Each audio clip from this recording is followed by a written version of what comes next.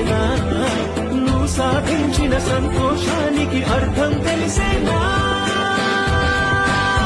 Position లో ఉన్నా opposition లో ఉన్నా మాకు ఖచ్చితంగా తెలంగాణనే ఫస్ట్, ఇండియానే ఫస్ట్ తప్ప ఇంకోటి కానే కాదు.